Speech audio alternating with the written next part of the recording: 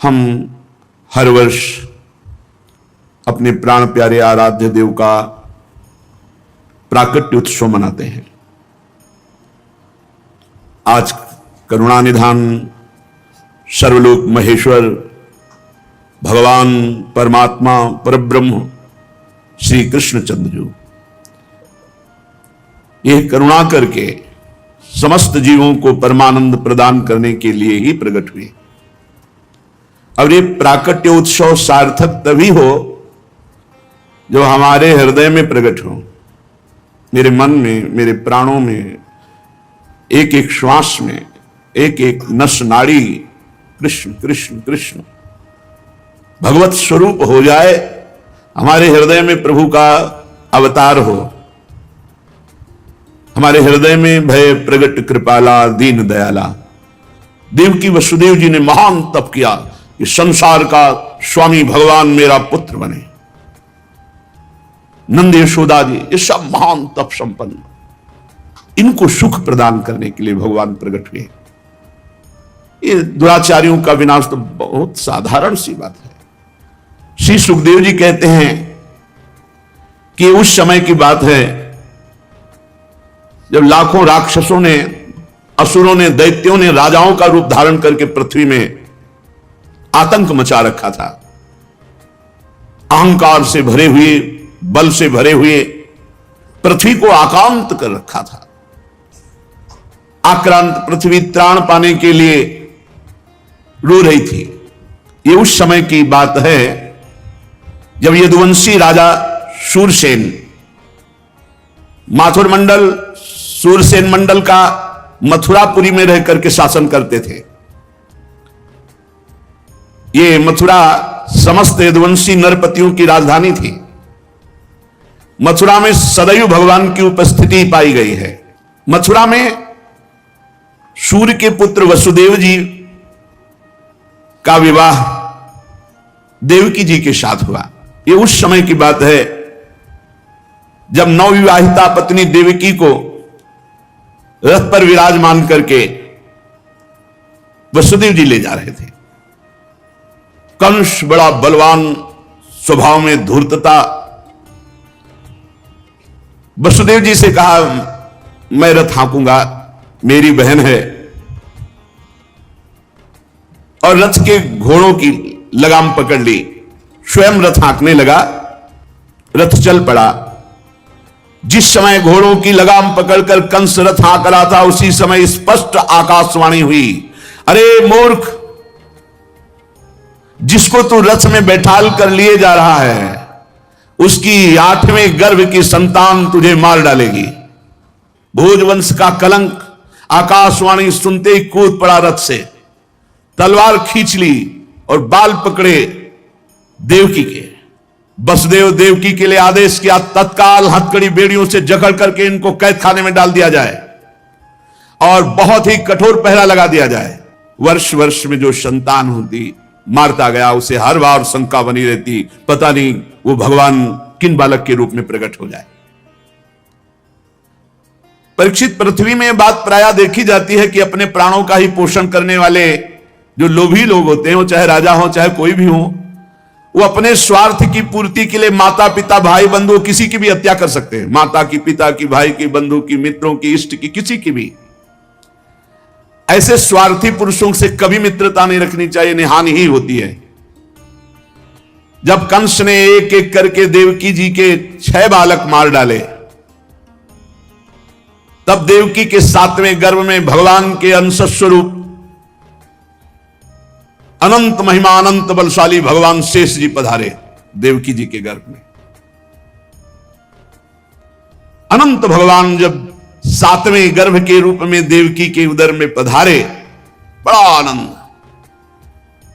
पर देवकी जी को लगा कि कंस इसे भी मार डालेगा, इसलिए वो रुदन करने लगी। विश्वात्मा भगवान ने देखा कि माता को बहुत दुख है और यदुवंशियों को कंस सताए ही जा रहा है, तो अपनी योग माया का स्मरण किया और योग माया को आदेश किया, देवी कल्याणी, तुम ब्रज में जाओ, वह प्रदेश ग्वालों और गौओं से सुशोभित है। वहां नंद बाबा के गोकुल में वसुदेव जी की पत्नी रोहिणी गुप्त रूप से निवास कर रही। उनकी और भी पत्नियां कंस के डर से गुप्त स्थानों में रह रही। इस समय मेरा महान अंश, जिसे अनंत शेष जी कहते हैं, देवकी के उदर में गर्भ रूप से विराजमान है। तुम जाओ वहां से उस गर्भ को रोहिणी के उदर में रखो। मैं स्वयं आ रहा हूं, अब विलंब से आने जा रहा। अब मैं समस्त ज्ञान बल आदि अंशों के साथ देवकी का पुत्र बनूंगा और नंद बाबा की पत्नी यशोदा के गर्भ से तुम प्रकट हो। योग माया को आदेश किया। जब योग माया ने देवकी का गर्भ ले जाकर रोहिणी के उदर में रख दिया, तब समस्त द्वारपाल और सब जगह खबर पहुंच गई, गर्भ नष्ट हो गया देवकी। किसी को आंतरिक पता तो है नहीं। नगरवासी बहुत, बेचारी के 6 तो मार डाले गए और 7वां गर्भ नष्ट हो गया। हाय, कितना कष्ट देवकी को है। देवकी जी भगवान का निवास स्थान बन गई। परीक्षित, अब समस्त शुभ गुणों से युक्त बहुत सुहावना समय आया। रोहिणी नक्षत्र था। आकाश के सभी नक्षत्र, ग्रह और तारे सौम्य हो रहे थे। अब तो काले काले मेघ आकर मंडराने लगे और धीरे धीरे गर्जना करते हैं। भारी वर्षा प्रारंभ। जन्म मृत्यु के चक्र से छुड़ाने वाले जनार्दन भगवान का अवतार समय निशीत रात के 12 बजे। उसी समय सबके हृदय में विराजमान भगवान देवरूपिणी देवकी के सामने प्रकट हुए। श्री भगवान ने कहा, देवी, स्वयंभू मनवंतर में जब तुम्हारा पहला जन्म हुआ था, उस समय तुम्हारा नाम था प्रश्नी और ये वसुदेव श्रुतपा नाम के प्रजापति थे। तुम दोनों के हृदय में बड़े ही शुद्ध भाव थे। जब ब्रह्मा जी ने तुम दोनों को संतान उत्पन्न करने की आज्ञा दी, तब तुम लोगों ने इंद्रियों का दमन करके उत्कृष्ट तपस्या की। तुम दोनों ने वर्षा, वायु, घाम, शीत, उष्ण आदि काल के विभिन्न गुणों को सहन किया और प्राणायाम के द्वारा अपने मन के मल को धो डाला। तुम दोनों ने सूखे पत्ते खाकर फिर हवा पीकर केवल तपस्या की। अभीष्ट वर प्राप्त करने की इच्छा से मेरी आराधना की। कितना कठिन तप! मुझ में चित्त लगाकर ऐसा परम दुष्कर घोर तप करते हुए देवताओं के 12,000 वर्ष व्यतीत हो गए। पुण्यमयी देवी, उस समय में तुम दोनों पर प्रसन्न हुआ, क्योंकि तुम दोनों तपस्या, श्रद्धा, प्रेममयी भक्ति से अपने हृदय में नित्य निरंतर मेरी भावना की थी। जैसा मैं आज तुम्हारे सामने प्रकट हुआ हूं, ऐसा उस समय भी प्रकट हुआ था और तुमसे कहा वरदान मांगो। तब तुम दोनों ने कहा, आप जैसा पुत्र मुझे चाहिए। तो मेरे जैसा तो सिर्फ मैं ही हूं। तो मेरे जैसा पुत्र, तो मैंने ये वरदान दिया कि मैं ही स्वयं तुम्हारा पुत्र बनकर आऊं। ये छोटी मोटी तपस्या का फल नहीं है, आप देख लीजिए। अगर आप जीवन भर रामकृष्ण हरि भगवान नाम जपते हुए भगवत प्राप्त हो जाते तो कितना सरल है, कितना सरल है। इसलिए धन्य है ये कलयुग, जो कम समय में भगवत प्राप्ति, केवल भगवान नाम जप और थोड़ा सा केवल पापाचरण से अपने को बचा लो तो भगवत प्राप्ति हो जाएगी। हे माता जी, मैंने देखा कि संसार में शील, स्वभाव, उदारता, अन्य गुणों में मेरे जैसा कोई नहीं, इसलिए मैं ही तुम्हारा पुत्र हुआ हूं। मैं ही प्रश्न गर्भ से, वामन रूप से, और इस समय तुम देवकी वसुदेव हुए तो वासुदेव के रूप से। एक बार मैं वचन बोलता हूं, उसे 3 बार पूरा करता हूं। यह भगवान का नियम। मेरी वाणी त्रिकाल सत्य है। एक बार तुमने मांगा पुत्र तो प्रश्नी गर्भ, वामन रूप और इस समय वासुदेव रूप। कश्यप आदित्य के रूप में वामन रूप। और मैंने ये रूप इसलिए प्रकट किया कि जब मैं अवतार लेकर मनुष्य शरीर में लीला करूंगा तो मुझे पहचान पाना बहुत कठिन है। इसलिए तुम लोग ध्यान रखना मैं कौन हूं। ये खास बात, एक खास बात ध्यान देने योग्य बात है। भगवान कह रहे हैं कि तुम दोनों मेरे प्रति पुत्र भाव और निरंतर ब्रह्म भाव रखना। युवाम माम पुत्र भावेन ब्रह्म भावेन चाचकृत चिंतयंतो कृत स्नेहो या से थे मदगतिम पराम। तब तुम मेरे परम पद को प्राप्त होगी। चिंतनीय कौन है गोपाल जी, कौन है लाल जी? कह रहे तुम मेरे प्रति पुत्र भाव और निरंतर ब्रह्म भाव, इस प्रकार के चिंतन द्वारा तुम मेरे पद को, मेरे प्रिया प्रीतम है कौन? देखो हित सजनी जो नहीं कह रहे, जैसे हित हरिवंश करत अपनो जस प्रगट अखिल ब्रह्मांडन, अखिल ब्रह्मांड के अधिपति हैं, पर ब्रह्म परमात्मा तत्व की उपासना हो रही। हमारा भाव है कि वो हमारे यार हैं, हमारे मित्र हैं, हमारे पति हैं, हमारे पुत्र हैं, हमारे स्वामी हैं, जो भाव रख सके, लेकिन है कौन? इसीलिए शांत भाव है। शांत भाव में पूर्ण तत्व ज्ञान हो जाता है। भगवान इतना कहकर चुप हो गए और अपनी योग माया से देखते देखते एक छोटे शिशु के रूप में नीलमणि, वसुदेव जी ने देखा कि भगवान तो बाल रूप हो गया। अब तो और डर लगा, कहीं कंस को पता चल गया और तलवार लिए हुए आवे, कुछ अमंगल करे। बहुत घबरा गए और भगवान ने कहा कि मुझे गोकुल पहुंचाओ, नंद बाबा के यहां सुधा मैया के पार्श्व में सुला के आओ। मुझे, तुम्हें डर लग रहा है, मैं मारूंगा इसे, पर अभी मुझे पहुंचाओ वहां। भगवान की आज्ञा का पालन करने के लिए जो ही चेष्टा की, ध्यान दीजिए, भगवान की आज्ञा का पालन करने के लिए जो ही चेष्टा की तो अपने आप हथकड़ी बेड़ियां कट गई। माया की हथकड़ी बेड़ियां कट जाएंगी जो ही भगवान की आज्ञा का पालन कर। और बड़े बड़े दरवाजे, कोई एक दो नहीं थे, कई दरवाजे थे कंस के कारागार के। फटाफट सब ताले टूट गए, दरवाजे खुल गए। अद्भुत चमत्कार। और जितने पहरेदार घोर राक्षसी स्वभाव के, जिंदा खा जाए ऐसे पहरेदार थे, सब मूर्छित घोर निद्रा में। अब हथकड़ी बेड़ी कट गई, लाला को लेकर के चले। उस समय घोर बादल छाए हुए, अंधेरा, कुछ दिखाई नहीं दे रहा। कितना कष्ट में जीवन भक्त। अब सोचो, अभी अभी तो प्रकट हुए हैं और अभी अभी त्याग करने जा रहे हैं, अभी अभी त्याग करने। इधर समस्त द्वारपाल सब सोए हुए हैं, वसुदेव जी भगवान को लेकर। वर्षा हो रही, पीछे पीछे गुप्त रूप से शेष भगवान फण धारण की, मेरे प्रभु को बूंदे ना लगे। जब वो लीला कर रहे, वसुदेव जी को पता नहीं कि पीछे शेष भगवान फण धारण किए। वो तो बस चिंतन में चले जा रहे हैं, कैसे वहां जाएंगे, कोई जान ना जाए कोई। और वहां पहले ही योग माया ने पूरी व्यवस्था करी, पूरा का पूरा परिकर सब बेहोश है, नींद में, किसी को सुध नहीं है। केवल यशोदा मैया को प्रारंभ में इतना था, कुछ हुआ और बेहोश हो गए। क्या हुआ ये निर्णय नहीं हुआ। पूर्ववासियों की समस्त इंद्रिय वृत्तियों की चेतना हर ली, सब अचेत हो गए। इतनी मोटी जंजीरें लगी हुई थी, ताले लगे हुए थे, जेल के साथ टूट गए। भगवान श्री कृष्ण को गोद में लिए हुए जैसे जैसे आगे बढ़ते, सब दरवाजे अपने आप खुलते चले थे और पहरेदार सब सो रहे। बादल नजदीक आकर मानो बरस रहे हो, ऐसे लटक लटक के बादल।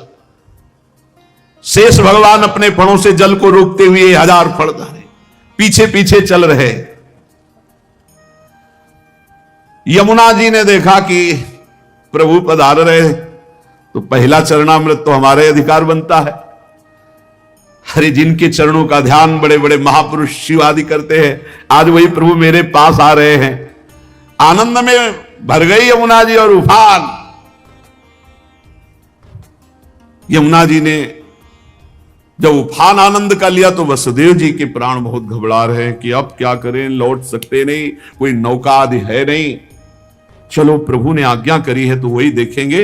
अब मेरे प्राण चाहे चले जाए, मेरे लाला को कुछ ऐसे। यमुना जी उफान कर रहे कि चरण छू ले, और वसुदेव जी उल्टा सोच रहे कि यमुना जी बढ़ रही तो लाला को बचाए।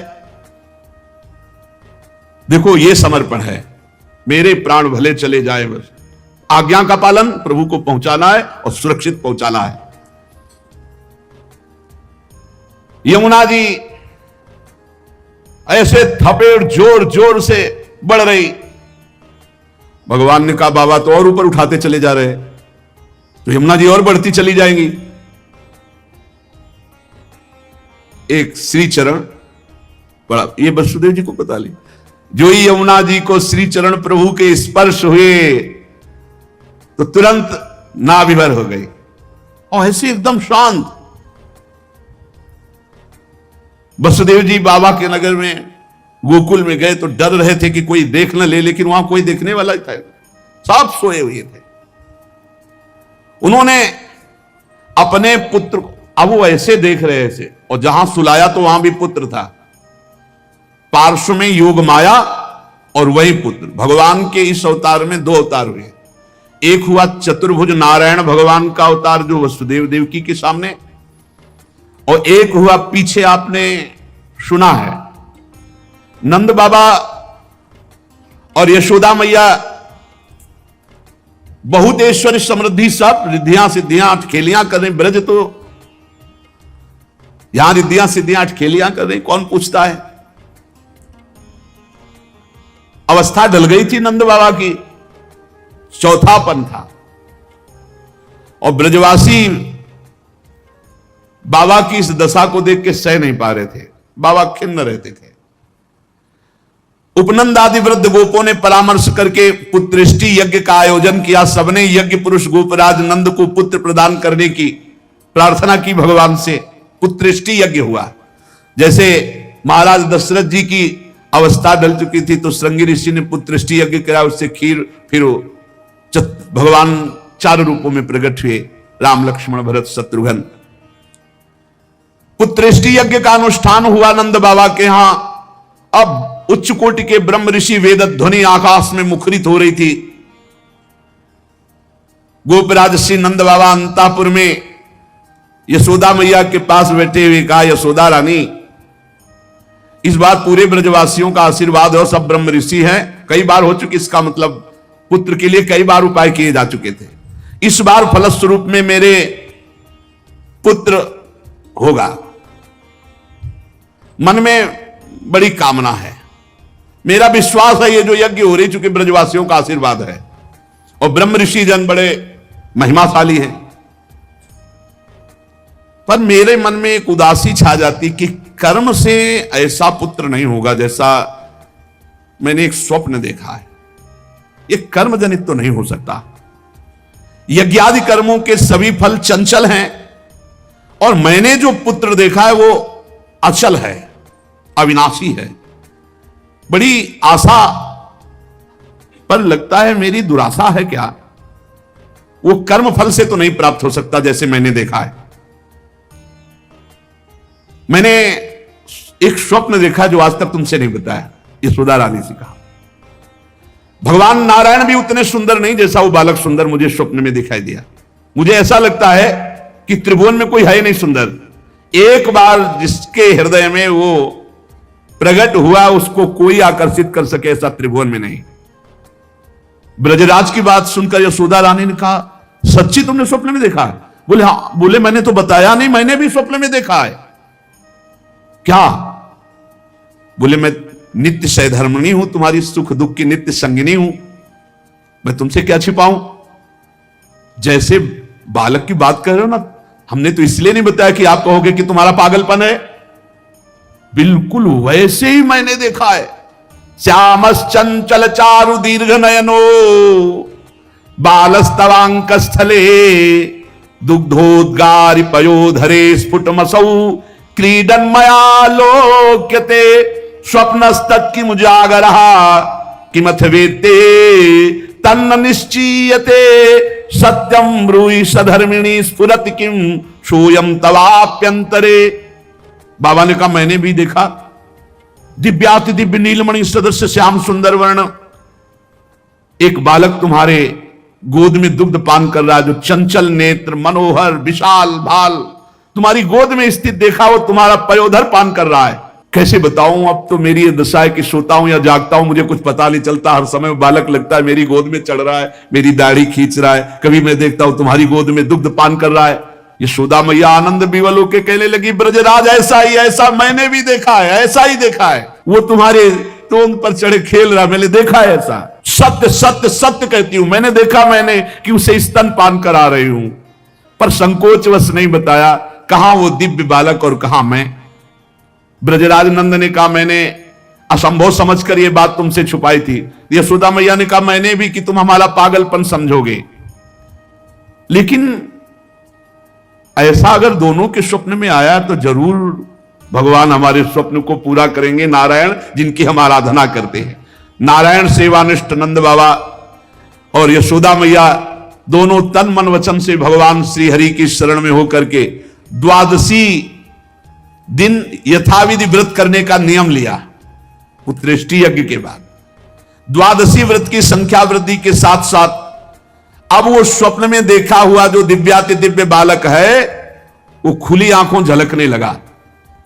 अब तो भारी व्याकुलता बनी। व्रतानुष्ठान सर्वांग पूर्ण संपन्न हुआ तो एक दिन देखा कि स्वप्न में भगवान श्री हरि आए और मधुर वाणी में बोले, नंद यशोदा, तुम मुझ में आसक्त और मेरे परम भक्त हो, तुम इतने खिन्न क्यों हो रहे हो? अतसी कुसुम के सदस्य श्याम सुंदर सुकुमार कुमार जो तुम्हारे स्वप्न में जागृत में अनुभूति का विषय बना हुआ है वो मैं हूं। निकुंज विलासी श्री ठाकुर जी ने कहा, जगत में वात्सल्य प्रेम का प्रचार करने के लिए मेरी प्रेरणा से द्रोण और धरा के रूप में तुम स्वर्ग से आविर्भूत हुए हो। कल्पों तपस्या की है मेरी प्राप्ति के लिए, जो ब्रह्मादि के लिए अलभ्य है। सौभाग्य है कि वो तुम्हें प्राप्त हो रहा है। उसी फल का आस्वादन करने के लिए अब तुम तैयार हो जाओ। चिंता मत करो, गोपराज मैं प्रकट होने वाला हूं। समझिए, वहां देवकी वसुदेव के यहां चतुर्भुज भगवान नारायण और यहां निकुंज विलासी श्री ठाकुर जी। श्री यशोदा जी बहुत आनंदित रहने लगी। तो एक दिन समस्त ब्रजवासियों ने देखा कि एक अर्धवृद्धा तपस्विनी स्नातक ब्राह्मण बालक को लिए गोपराज नंद की सभा में पधारी। इतनी तपस्विनी तेजस्विनी सब ब्रजवासी खड़े हो गए और आसन देकर प्रणाम करके पूछा, देवी आप कौन हो? आज तक तो आपको देखा नहीं। आपको देखने पे लगता है साक्षात भगवान की योग माया शक्ति हो। ये बालक कौन है? नारद मुनि जैसा दिखाई देता है। आप परम हम ब्रजवासियों का कल्याण करने के लिए पधारी हो। गोपराज के सभासदों की बात सुनकर तपस्विनी ने मुस्कुराकर कहा, मेरा नाम पौर्णमासी है, मैं महान तपस्विनी और दैवज्ञा हूं, तीनों काल का मुझे ज्ञान है। और ये जो बालक है तुमने कहा नारद जी जैसा, इसका नाम मधुमंगल है। ये बालक स्नातक है, इसका दर्शन करके नारद जी का स्मरण होना उचित ही है। ये संपूर्ण वृत्ति नारद जी वाली ही रखता है। तपस्विनी की बात सुनकर गोपराज सभा के सदस्यों ने हाथ जोड़कर पूछा, देवी हम आपकी सेवा करने योग्य बिल्कुल ही नहीं है, इस पर भी आपने हम लोगों पर महती कृपा की। मेरी कुछ समझ में नहीं आ रहा कि आप यहां क्यों पधारी। तो उन्होंने कहा, तुम लोगों को पता नहीं एक अनिर्वचनीय महासौभाग्य उपस्थित होने वाला है, इसलिए मैं यहां आई हूं। सबके पूछने पर पौर्णमासी ने बताया, तुम लोगों के प्राणाधिक प्रीतम गोपराज नंद के यहां एक पुत्र होने वाला है जो अखिल जगत को आनंद सिंधु में निमग्न कर देने वाला होगा।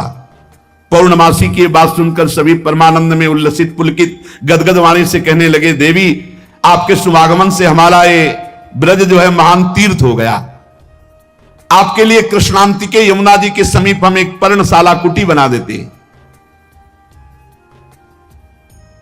ये बात जब पौर्णमासी जी ने सुना तो उन्होंने कहा, ठीक ठीक, कृष्णांति के अर्थात कृष्ण के समीप, ठीक तुम्हारी बात निकल गई। जो बालक होगा उसका नाम कृष्ण होगा। नंद नंदन के रूप में स्वयं प्रभु पधार रहे। पौर्णमासी देवी कालिंदी तट के समीप पर्णशाला में भगवान के दर्शन की अभिलाषा से निवास करने लगी। पौर्णमासी देवी देवर्षि नारद जी की शिष्या और श्री कृष्ण के आगे जो गुरु बनेंगे संदीपनी जी, उनकी माता हैं। ये संदीपनी मुनि की माता हैं ये पौर्णमासी देवी। ये महान शक्तिमती थी और श्री कृष्ण की मधुर लीला को सब प्रकार से जानती थी। भगवान की लीला का आनंद बढ़ाने के लिए मस्खरे मन सुखा के रूप में वो मधुमंगल। तो भगवान का जो ऐश्वर्य में अवतार हुआ वो जेल में, और जो माधुर्य में अवतार हुआ ये नंद बाबा के यहां। तो जो ऐश्वर्य में अवतार वापस गया, तो आप देखिएगा अक्रूर जी के साथ अक्रूर जी ने देखा जल में डुबकी लगाकर शेष सैया पर चतुर्भुज नारायण सेन, और हमारे द्विभुज मुरली मनोहर वृंदावनम परित्यज्य पादमेकम न गच्छति, वो कभी यहां से नहीं गए। जो गए तो देखो यहीं से निकलते ही चतुर्भुज हो गए। मथुरा में चतुर्भुज, द्वारिका में हमारे द्विभुज मुरली मनोहर नंद यशोदा के लाड़िले, वो कभी एक कदम ब्रज से बाहर नहीं गए। तो वहां योग माया के द्वारा नंद बाबा को यह पता ही नहीं चला कि अपने लाला में लाला का समर्पण किया, और पार्श्व में देखा, कन्या उठाया और आ गए। जे ही आए तो जैसे जैसे दरवाजे में प्रवेश करते जाते वैसे वैसे जंजीर ताला सब फिट, और जे ही वहां गए और देवकी जी की गोद में उस कन्या तेवी हथकड़ी बेड़ी जकड़ गई। योग माया के आते ही दरवाजे बंद, हथकड़ी बेड़ी जकड़ गई और पहरेदार जग गए और कन्या जोर जोर से रोने लगी, जो साक्षात भगवती है। पहरेदार भागते हुए गए, कंस से कहा महाराज 8वीं संतान उत्पन्न हुई। अब तो कंस के होश नहीं, वो तो जैसे पागल हो चुका, बाल बिखरे हुए, कई जगह गिरा, दौड़ता हुआ आया, दरवाजे खोले गए। बड़ी घबराहट है, बाल बिखरे हुए, बड़ा भयानक रूप कंस का। जग गए और पैर पकड़ा और कन्या को हाथ जोड़ रही। देवकी जी ने कहा भैया मारो मत, आकाशवाणी हुई थी कि पुत्र होगा, ये तो कन्या है, स्त्री जाति है, अभी बच्चा है, आप क्यों मार रहे हो? भैया तुम तो बड़े कृपालु हो, और देखो हमारे कई बच्चे मार डाले तुमने, अब एक कन्या बची, इसे तो दे दो, मैं तुम्हारी छोटी बहन हूं, बहुत दिन हूं, बड़ा प्रार्थना की, लेकिन वो देवकी जी रोती रही, पैर पकड़ करके कन्या को एक चट्टान पर मार। और ये कन्या कोई साधारण कन्या तो थी नहीं, आद्या शक्ति महाभगवती। हाथ से छूट गई और सामने आकाश में देखा तो 8 आयुध, दिव्य माला वस्त्र चंदन मणिमय आभूषणों से विभूषित, धनुष त्रिशूल बाण ढाल तलवार शंख चक्र गदा। और देखा सिद्ध चारण गंधर्व अप्सरा किन्नर सब स्तुति कर रहे अंबा की। और उस समय देवी ने कहा है मूर्ख, तेरी सामर्थ्य नहीं कि तू मुझे मार सके, और तू जिसे सोच रहा ना कि मैंने मिटा दिया, अरे तेरे मारने वाला पैदा हो चुका है। निर्दोष की हत्या करने वाले, अब तू बच नहीं सकता, कहीं भी भाग के जा, तेरे मारने वाला आप कंस के दिमाग में आया कि संतान तो 8वीं पुत्र होनी थी, पैदा हो चुका, ये आकाशवाणी झूठ कैसे बोल सकती? तो पैदा तो देवकी के यहां ही होना चाहिए। बड़ा आश्चर्य हुआ।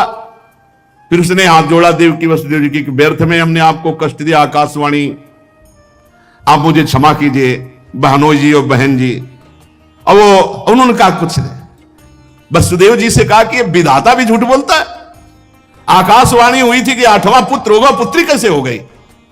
मैं बड़ा पापी हूं, मैंने आप दोनों महात्माओं को बड़ा कष्ट दिया।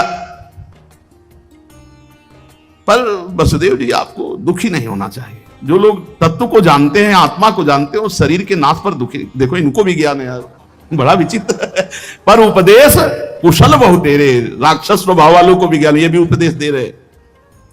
वसुदेव जी ये शरीर को जो आत्मा मान बैठते हैं, इसी उल्टी बुद्धि के कारण ये एक दूसरे से बैर और राग द्वेष कर लेते हैं, जन्म मृत्यु को प्राप्त होते हैं।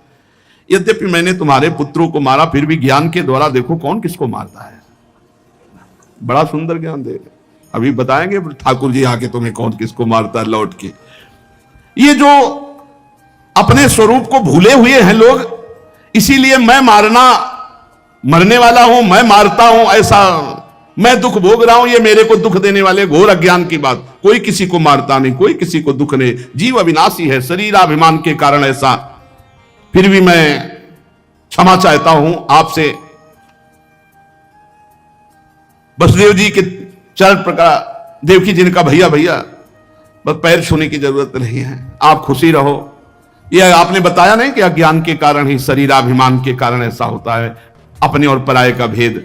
बस बस आपका इसमें कोई दोष नहीं है। जब वसुदेव और देवकी जी ने इस प्रकार, तो कंस वहां से अनुमति लेके चला गया और बुलाया पूरे परिकर को और कहा योग माया ने जो कहा है वो झूठा नहीं हो सकता। 8वीं संतान पैदा हो चुकी है मारने वाली, तो ये लड़की नहीं हो सकती, ये पुत्री नहीं हो सकती, कुछ है, प्लानिंग करो। वो कह रहे पैदा हो चुका तो ब्रजय में होगा। कंस के मंत्री जितने थे वो कंस से भी ज्यादा बुरे स्वभाव वाले थे। उन्होंने कहा महाराज आज्ञा करो, ब्रज 84 कोस में आज से लेकर 10 दिन तक जितने भी बालक हुए हम मार डालेंगे हम लोग। बड़ा प्रसन्न हुआ।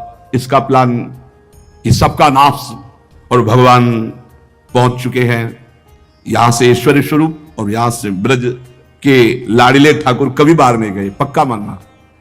कभी ये जितने संत जन ऐसे थोड़ी जी रहे हैं, पूरी भावना में नहीं जी रहे भाई। छिन छिन बिहरत संग, छिन छिन निरखत प्रेम भरी, छिन जस कहा तब हंग। अब जब मैया के नेत्र खुलेंगे, लाला को देखेंगे तो उत्सव मनाएंगे, वो कल अपने लोग फिर उत्सव मनाएंगे। श्री राधा